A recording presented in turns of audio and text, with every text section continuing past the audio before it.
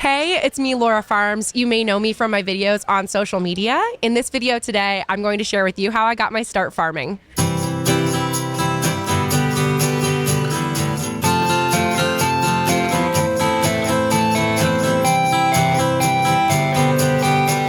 Laura, I know when you and I met, which has been a few years ago, you were already well into your farming career. Take us back and how you actually got started with it.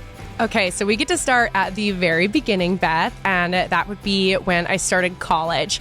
I've been involved in my family's farming operation. I'm a fifth-generation farmer, and I've been helping out, all through high school and college.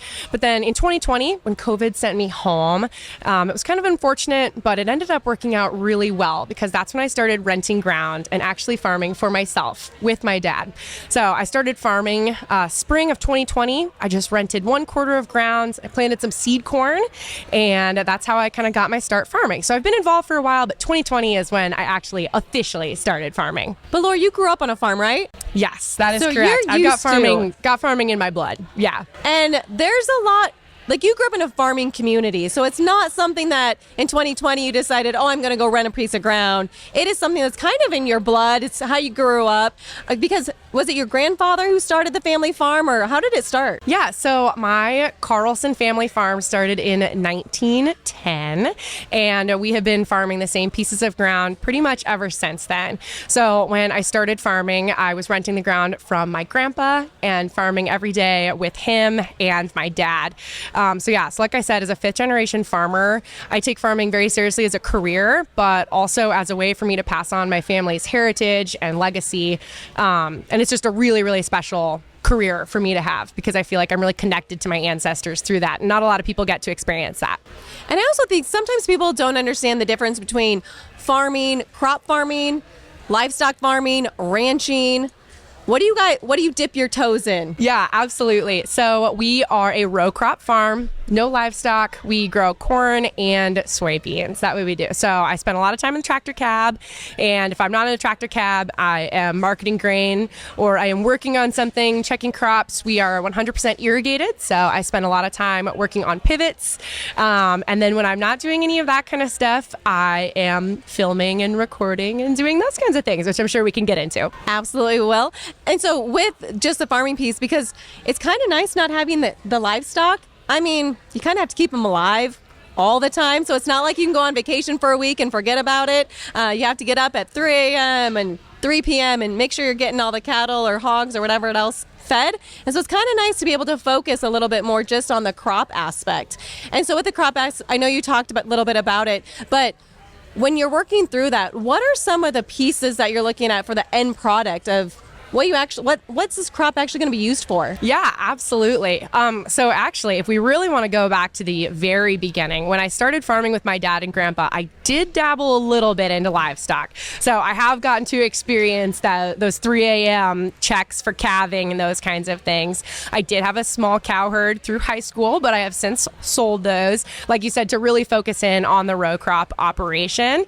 And so with those corn and soybeans, the main end products that we're looking at is ethanol. We do a lot of ethanol production. We've got a lot of plants close to us. We actually did a lot of delivery to the Chief ethanol plant this past harvest, which was really cool, and we plan on doing a lot more of that this harvest.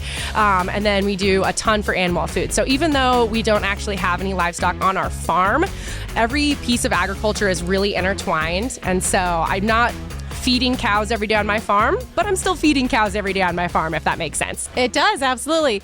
And I know that you're married. Yes, so I am. You didn't bring a city boy back to the farm, did you? Or how does that work? No, I did not. So I am married to my high school sweetheart, Grant, and he did not come from a city background. He is actually a sixth-generation farmer. So I started farming with my parents, like I said, but then just 2 years ago, Grant and I started farming together and have kind of started building our operation for ourselves. And our plan is to continue farming for the rest of our lives, carry on that tradition that our families have had, and then someday hopefully pass that on to our children. And you've done a few videos also just on where you guys have decided to settle down. And you've kind of actually made it into a fairly large area where you're planting grass. Did you actually use tractors when you were planting your grass and putting Yes. your landscaping in? Yep, we have somehow found a way to intertwine farming into absolutely every aspect of our life.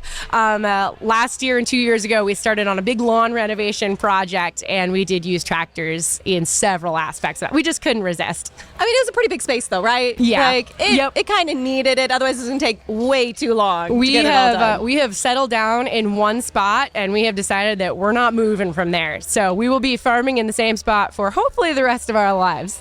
And so as you look forward from your farming future, are you planning to continue to just have the acreage that you have today? Are you looking at expansion? Are you looking at different crops? What does that look like? Yeah, absolutely. So I would really like to focus in on corn and soybeans like we've been doing, and I just want to be the best corn and soybean farmer that I can possibly be.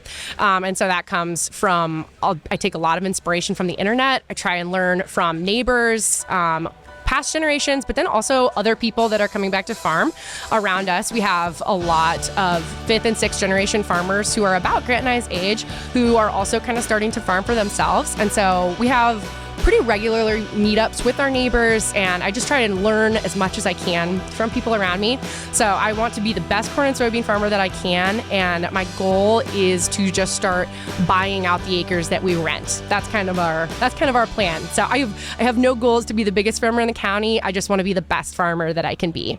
And having that goal of rather renting and owning, that makes a huge difference in your legacy of what you're passing down potentially in the future. Absolutely. Absolutely. Like I said, we have no intention of moving anywhere. So if I can just really solidify myself as a farmer in this county, that's kind of one of my goals. And I know there's kind of a hot topic or a buzz in the farming community right now about sustainability. Yeah. Have you guys talked about that?